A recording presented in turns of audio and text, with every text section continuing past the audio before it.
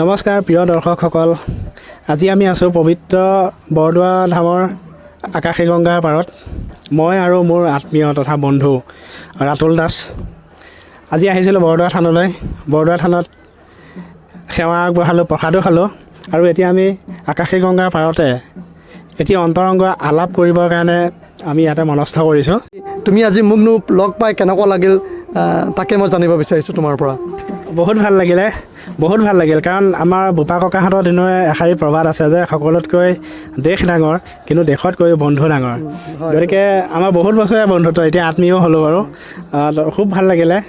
এনেকুৱা আত্মীয়তাৰে ঘনিষ্ঠতাৰ সময় কেতিয়াবাহে ঘটে, খুব কমৰ ভাগ্যতহে ঘটে এনেকুৱা।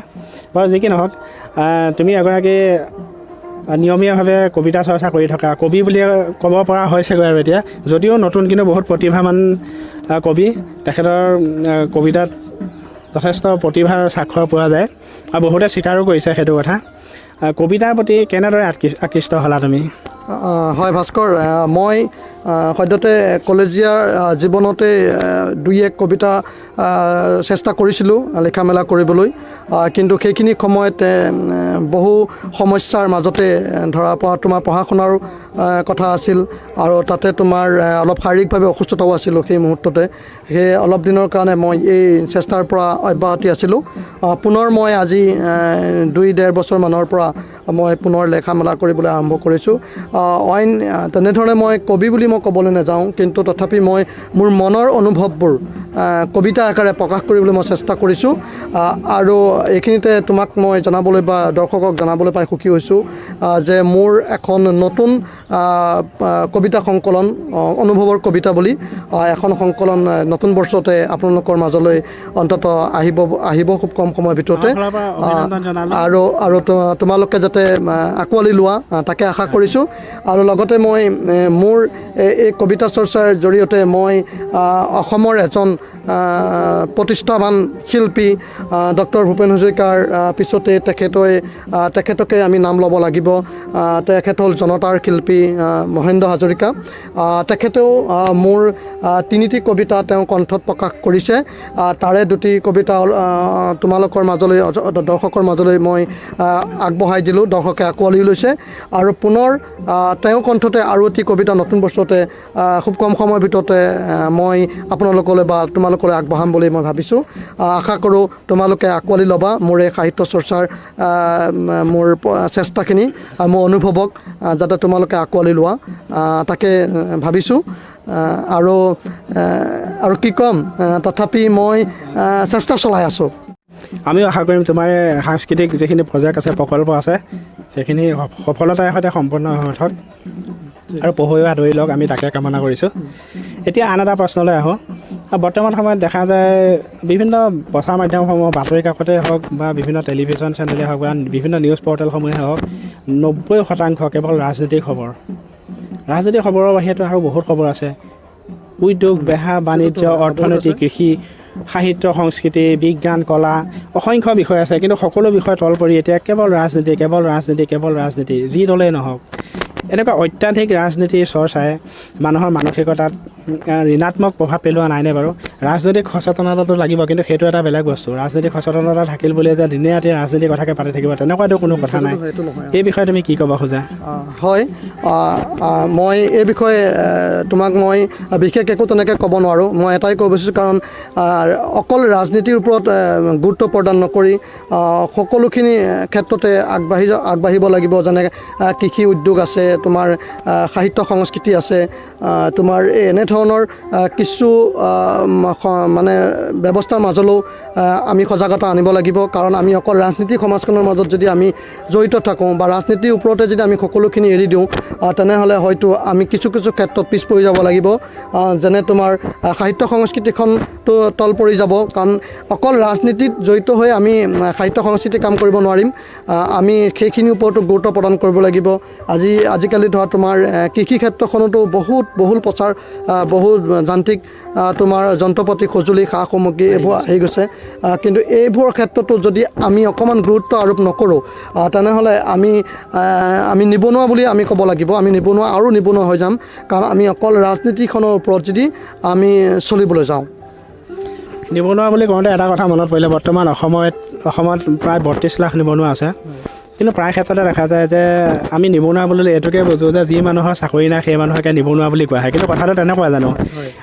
অত্যাধিক চাকৰিমুখী প্ৰৱণতাই আমাৰ এই নিবনুৱা সমস্যাটোত ঋণাত্মক ধৰণে প্ৰভাৱ পেলোৱা নাইনে বাৰু? এই বিষয়ে তুমি কি ভাবা? অকল চাকৰি কৰি থাকিলে নিবনুৱা সমস্যাৰ সমাধান হ'ব জানো? আমি জনামতে মাত্ৰ প্ৰায় আমাৰ ৰাজ্যিক চাকৰিয়াল মাত্ৰ 4 লাখ আছে, য'ত 32 লাখ নিবনুৱা, তাত 4 লাখেহে চাকৰি পাব। বাকীসকলে কি কৰিব? কিন্তু সকলো বা অভিভাৱকসকলেও যেন চাকৰি এটা কৰিবৰ কাৰণে স্কুল কলেজলৈ পঠিয়ায়। গতিকে এনে ক্ষেত্ৰত ল'ৰাজন পিছত দুমোজাত পৰেগৈ, কাৰণ সৰুৰ পৰা তাৰ মূৰত চাকৰি পোকটো সোমোৱাই দিয়া হয়। সেই চাকৰিৰ কাৰণে পঢ়িছে, গতিকে বেলেগ কাম কৰিবলৈ সি অপাৰগ হৈ যায়গৈ, বা বেলেগ কাম কৰাটো সন্মান হানি কৰা কাম বুলি ভাবে। মানে চাকৰি নাপালেহে মানুহে বেলেগ কাম কৰে, এনেকুৱা কিছু ধাৰণা সৃষ্টি হৈছে, হয়নে? এই বিষয়ে তুমি কি ক'ব বিচাৰা? হয়, এই বিষয়ে মই এইটোৱে ক'ব বিচাৰিছোঁ, কাৰণ আমি আজি তুমি চাব পৰা আমাৰ সমাজখনত হয়তো বহু শিক্ষিত যুৱক যুৱতী আছে। সকলোৱে ভাবে যেন মই এটা ভাল ডিগ্ৰী লৈ আছোঁ, মই ভালকৈ এটা প্ৰতিষ্ঠানৰ পৰা মই ভালকৈ পাছ কৰি আছোঁ, মই পাছ কৰি থাকিলেই যে মই চৰকাৰী চাকৰি এটা পাম। সকলোৱে মনত প্ৰায় সংখ্যক যুৱক যুৱতীৰ মনত সেইটো ভাবে আহে যে মই ভালকৈ এটা ডিগ্ৰী লৈ আছোঁ, ভালকৈ পঢ়া শুনা কৰি আছোঁ, অন্ততঃ মই ভাল এটা চাকৰি পাম। কিন্তু এই চাকৰি বুলি যদি আমাৰ ডিগ্ৰীটো লৈ যদি আমি বহি থাকোঁ, তেনেহ'লে হয়তো আমি আৰু নিবনুৱা হৈ যাব লাগিব। কাৰণ অকল চাকৰিৰ ক্ষেত্ৰতে আমি আগবাঢ়ি যাব, চাকৰিয়ে যে আমাক আগবঢ়াই নিব সেইটো নহয়। আজি ধৰা তোমাৰ এটা ডাঙৰ ব্যৱসায় কৰিও হয়তো তুমি বা ব্যৱসায়টোতো তুমি পটককৈ বা সোনকালে তুমি এটা ডাঙৰ ব্যৱসায় প্ৰতিষ্ঠান লগত জড়িত হ'ব নোৱাৰিবা। কিন্তু তুমি সৰুৰ পৰা ক্ৰমান্বয়ে লাহে লাহে তুমি এটা ব্যৱসায় যদি খুব গুৰুত্বভাৱে একাগ্ৰতাৰে যদি কাম কৰা, নিশ্চয় মই ভাবোঁ চৰকাৰী চাকৰিতকৈ হয়তো তেওঁ চলিবলৈ সুবিধা পাব। আৰু তাৰ লগতে আজি মই অলপ আগেয়ে কৈ গৈছোঁ যে কৃষিৰ ক্ষেত্ৰতো আজিকালি আমি বহুখিনি আমাৰ সুবিধা আছে, সা সঁজুলি আহি গ'ল। যদি আমি কৃষি ক্ষেত্ৰতো আমি একাগ্ৰতাৰে কাম কৰোঁ, অন্ততঃ আমি এই চাকৰি আশাটো বাদ দি অন্ততঃ আমি নিবনুৱাখিনি কম পৰিমাণে হ'লেও আমি অলপ সকাহ পাম, মই সেইটোৱে ভাবোঁ। নতুন বছৰ আহি আছে, নতুন বছৰত কিবা বিশেষ পৰিকল্পনা আছেনে? বিশেষ পৰিকল্পনা বুলি তেনেকৈ মই নহ'বা নহয়, চিন্তা নকৰা নহয়, মই চিন্তা কৰি আছোঁ। মই তোমাক এইখিনিতে জনাবলৈ পাই মই সুখী হৈছোঁ। মই সদ্যহতে অকল কবিতাৰ ক্ষেত্ৰখনৰ লগতে জড়িত নহয়, মই কিছু সামাজিক আৰু ভক্তিমূলকভাৱেও কিছু কাম কৰিবলৈ আগবাঢ়ি আছোঁ। যতদূৰ সম্ভৱ মই খুব কম সময়ৰ ভিতৰতে দৰ্শকৰ মাজলৈ বা তোমালোকৰ মাজলৈ মোৰ যিমানখিনি মোৰ সাধ্য, মই যিমানখিনি পাৰিছোঁ চেষ্টা কৰিছোঁ, তাৰ পৰা মই 2-1 ভক্তিমূলকৰো কিছু তথ্য, কিছু তেনেকুৱা সংগ্ৰহ মই কৰি ৰাখিছোঁ। হয়তো নতুন বছৰতে সেইখিনি মই ৰাইজৰ মাজলৈ এৰি দিব পাৰিম চাগৈ যতদূৰ সম্ভৱ, মই তাকে ভাবিছোঁ। আৰু ইয়াৰ লগতে মই মোৰ প্ৰথমখন কবিতা সংকলন নতুন বছৰতে প্ৰথমতে প্ৰকাশ হ'ব যদিও আৰু এখন মই সংকলনৰ কথা ভাবি আছোঁ। এইখিনিতে আমাৰ শ্ৰদ্ধাৰ সাহিত্যিক হোমেন বৰগোহাঁই ডাঙৰীয়াৰ এষাৰ কথাৰে মই এটি প্ৰশ্ন কৰিব খুজিছোঁ। হোমেন বৰগোহাঁই ডাঙৰীয়াই কেইমাহমানৰ আগতে আক্ষেপ কৰি পেলাই এটা প্ৰশ্ন অৱতাৰণা কৰিছিলে যে এনেকৈ হ'লে অসমীয়া ভাষা সংস্কৃতিৰ ভৱিষ্যত কি হ'ব, য'ত মানুহে কিতাপ পঢ়িবলৈ এৰিলে। তেখেতে কিন্তু তীব্ৰ ব্যংগাত্মকভাৱে অসমীয়া মানুহে কিতাপ নপঢ়াই মানসিকতাটোক তেখেতে ভালকৈ এসেকা দিছিল বুলি ক'ব পাৰি। মানে খুব কঠোৰ ভাষাৰে সমালোচনা কৰিছিল তেখেতে। তাৰ লগতে মানে দুখো ফুটি উঠিছিলে, দুখ ব্যথা মানে সকলো ফুটি উঠিছিলে যে অসমীয়া মানুহে লাহে লাহে কিতাপ পঢ়িবলৈ যেন এৰি পেলাইছে। মানে হোমেন বৰগোহাঁই দেৱৰ নিচিনা সাহিত্যিকেও শংকাত ভুগিছিলে। তাৰমানে এই ক্ষেত্ৰত তুমি কিবা ক'বানে?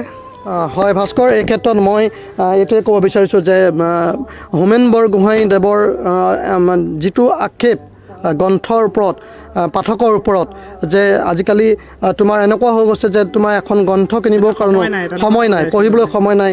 এখন গ্ৰন্থ তোমাৰ গ্ৰন্থখন কিনিবলৈ তেওঁলোকৰ সামৰ্থ্য নাই। কিন্তু সামৰ্থ্য নাই সেইটো হয়, কিন্তু এটা কথা চোৱা, তেনেধৰণৰ বহু বেয়া কামত আমি অৰ্থ খৰচ কৰি আছোঁ, আমি তথাপি এখন ভাল গ্ৰন্থ কিনিবৰ কাৰণে আমি চিন্তা নকৰোঁ, চৰ্চা নকৰোঁ। আৰু ইয়ে আমাৰ সাহিত্য সমাজখন তোমাৰ ঋণাত্মক ধাৰালৈ তোমাৰ মানে আগুৱাই লৈ গৈছে। তথাপি আমি যিসকলে সাহিত্য চৰ্চাৰ ক্ষেত্ৰত আমি নতুন প্ৰজন্মখিনিয়ে যিখিনি আমি আগবাঢ়ি আহিছোঁ সেইখিনি যাতে এই ঋণাত্মক দিশটো যাতে লাহে লাহে ধনাত্মক দিশলৈ আনিব পাৰে তাৰ বাবে যাতে চেষ্টা চলায়। সকলোকে বৰ্তমান এই যি প্ৰজন্মই বৰ্তমান এতিয়া লিখা মেলা আজিকালি তুমি হয়তো জানিছাই ফেচবুক মাধ্যমতো বহুখিনি তোমাৰ সাহিত্য সংস্কৃতিৰ গ্ৰুপ অৱশ্যে তোমাৰ সকলোখিনি লিখা মেলা কৰিব পৰা এটা সুবিধা আহিছে। তাতো আজি বহুত নতুন প্ৰজন্মই লিখা মেলা কৰি আছে। তেওঁলোকক মই এই অন্তৰংগ আলাপৰ জৰিয়তে মই অনুৰোধ জনাব বিচাৰিছোঁ যে তেওঁলোকে এই সাহিত্য চৰ্চাৰ চেষ্টাটো এৰি নিদিয়ে, অব্যাহত ৰাখক।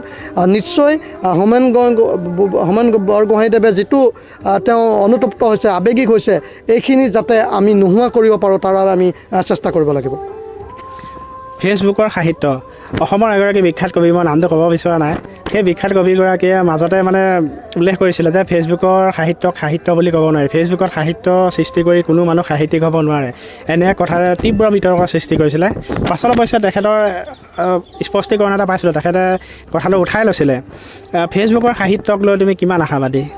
হয়, মই এইখিনিতে এটাই জনাব বিচাৰিছোঁ, হয় ফেচবুকৰ জৰিয়তে সাহিত্য চৰ্চা কৰি তুমি আগুৱাই যাবলৈ তোমাৰ হয়তো সুবিধা নাপাবও পাৰা, এটাই মই জনাব বিচাৰিছোঁ। কাৰণ তুমি আজিকালি ফেচবুক বুলি কোৱাৰ লগে লগে হয়তো তাত বহু প্ৰকৃতিৰ মানুহ তাত পোৱা যায়।